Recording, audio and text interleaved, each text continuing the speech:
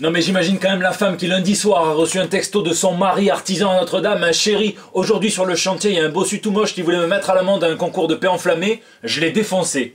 Bon, je suis au chômage aussi.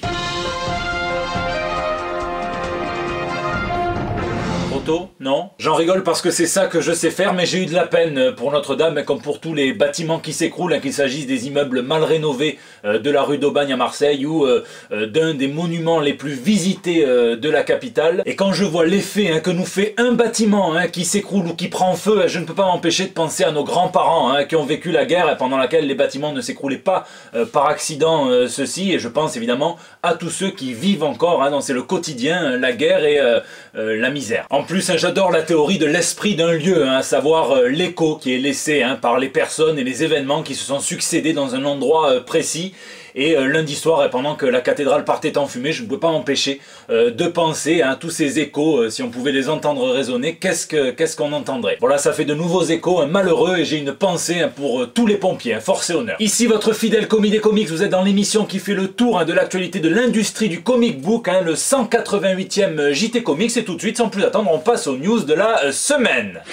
Enfiler des perles. J'ai pas attendu une émission à la con pour savoir que la France a un incroyable talent, et cette semaine j'ai été contacté par le fils d'un artiste passionné des comics Valiant qui s'appelle Vincent Brard et qui s'amuse à reconstituer les couvertures de ces derniers avec bien des perles à fondre, vous savez, les perles qu'il faut chauffer. Vous pouvez voir ici du XO Manoir, il a aussi fait une très jolie cover de Rai, mais aussi du Shadowman avec les perles forcément fluorescentes dans la nuit. Après on arrive au record, au truc un petit peu hors norme avec notamment celle-ci de Livewire et son chef-d'œuvre Harbinger avec 38 000 perles qui mesurent 1,18 m par 75 cm. C'est énorme. Il mérite amplement le coup de pub. Son Twitter c'est @VincentBrard, B-R-A-R-D, et si vous êtes organisateur, organisatrice de conventions et que vous voulez quelqu'un pour vous animer vos ateliers de perles chauffantes, eh bien n'hésitez pas à faire appel à quelqu'un qui s'y connaît.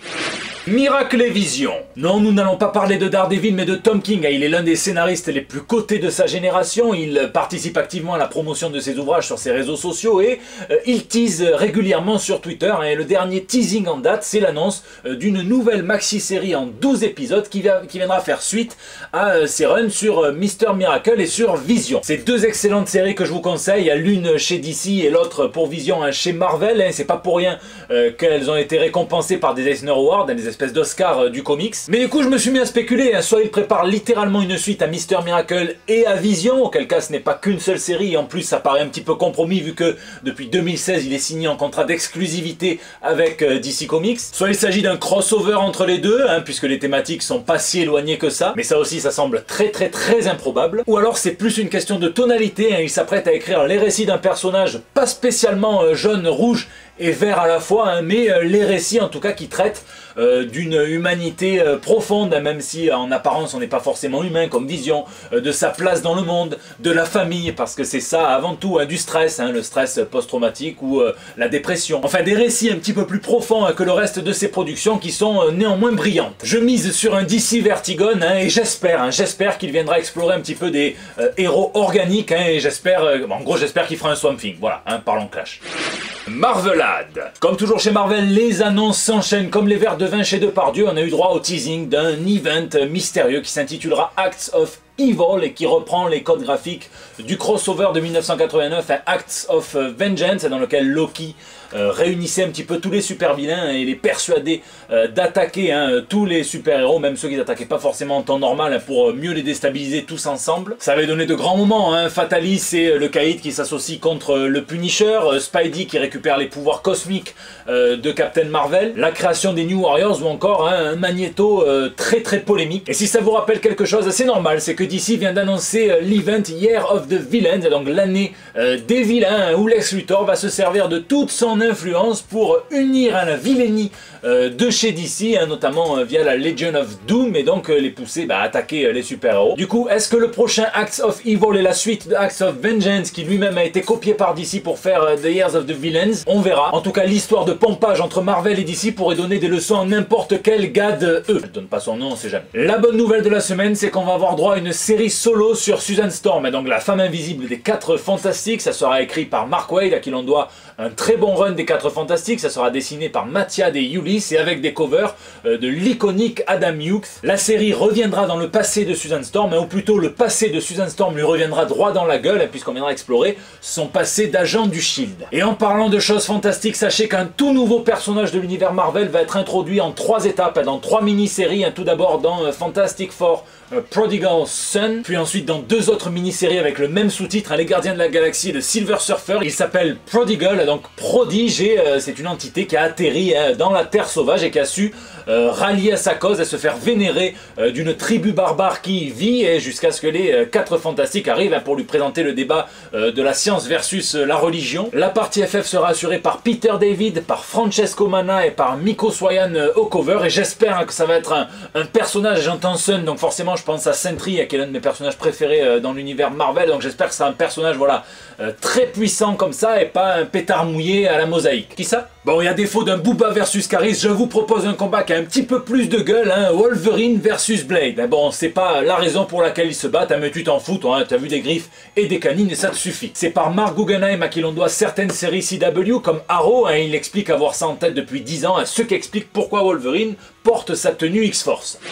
Disney+, ou devrais-je dire un Netflix moins, ou ABC moins, puisque je ne peux pas m'empêcher de penser à cette promesse excitante qu'on nous avait fait en 2013, quand on nous avait dit que Marvel signait un deal avec Netflix pour nous faire 4 séries qui seraient reliées au MCU, reliées entre elles déjà. Et même si c'est plus facile sur ABC avec des séries comme Agent of Shield ou Agent Carter, il aura fallu se résoudre à faire des trucs zoophiles avec des mouches pour trouver le moindre lien entre les séries Marvel, Netflix et le MCU. Sauf qu'avec Disney+, Marvel semble avoir compris et nous envoie du lourd, 2 séries documentaires, donc l'une intitulée Marvel's Hero Project, il se focalisera sur des jeunes super-héros, entre guillemets, qui font une différence dans leur communauté. L'autre intitulé pour l'instant Marvel 616, qui promet d'explorer le lien entre le riche tissu d'histoire de chez Marvel, notamment comics j'espère, et les contextes socio-culturels qui les ont rendus possibles. Ça sent très bon, une série sur Wanda et Vision avec Olsen et Bethany, une série sur Loki avec Tom Hiddleston, une série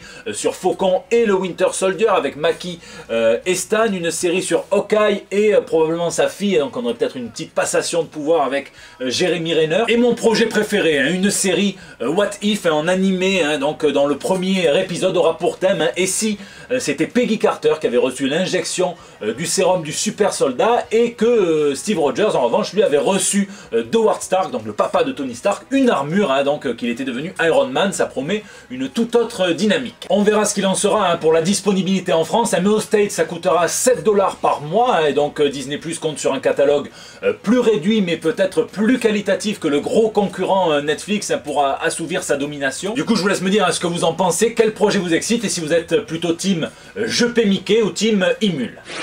Des chouettes comics, ou devrais-je dire les comics de la chouette, puisque de plus en plus de maisons d'édition se servent du LUL pour financer leurs projets. Le boss, le patron du game, c'est Comics Initiative, qui sort à peine d'une campagne réussie, où il finançait, je vous en avais parlé, à la campagne de tous les récits inédits de Warren Ellis, et qui va enchaîner sur une autre campagne, puisqu'ils ont récupéré à Delcourt la licence de Laurent Lefebvre, Foxboy, et qui vont la relancer via Ulule. Il y a Snorgle Comics qui commence aujourd'hui une campagne sur ElfQuest, mais moi cette semaine, c'est 2 projets qui retiennent tout particulièrement mon attention. Pour les passionnés de Steve Ditko et de l'âge d'or des comics, sachez que les Marseillais de Néophélis Édition ont lancé une campagne qui permettra donc l'édition du travail du co-créateur de Spider-Man, datant de sa période Charlton Comics, donc 1953-1954, où il y écrivait des récits d'horreur qui tentaient de concurrencer les boss du game, c'était ici Comics, à l'époque où il n'y avait pas encore le Comics Code qui les emmerdait. La campagne est déjà financée et je vous présente en exclusivité 2 bonus, donc à 150% vous aurez droit à un print de Cyril Ponté qui est magnifique, et à 180% vous aurez droit à un print que je ne vous montre pas celui-ci, de Franck Biancarelli qui est marseillais aussi, Marseille a du talent. L'autre campagne qui retient mon attention, c'est celle de Bliss Comics qui propose l'édition en VF du run Archer and Armstrong de Barry Windsor Smith, donc dans les années 90. Il y a une édition classique et une édition collector en version limitée avec une couverture en toile et un marquage au fer doré, enfin ils font les choses proprement. Le projet est quasiment financé, on est à 95%, et je vous laisse me dire dans les commentaires quelle campagne retient le plus votre attention.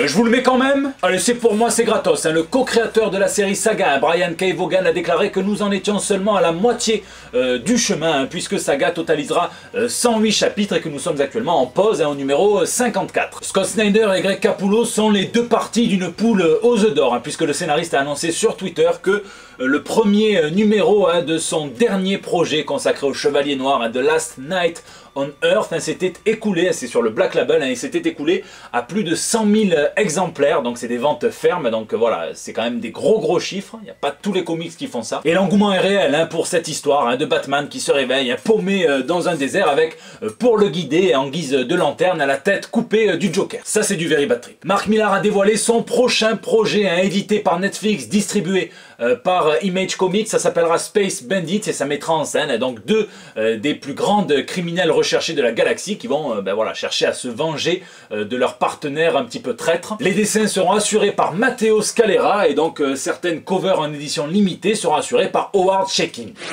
Lisez, moi cette semaine j'ai recommencé à me faire donc tout Hellboy donc dans l'ordre chronologique de parution, donc ça faisait environ 3 ans depuis mon interview de Mignola que je m'étais pas refait les gros récits fondateurs du gros costaud tout rouge, un peu comme mon grand-père après sa 3e bouteille de pinard, et quel délice!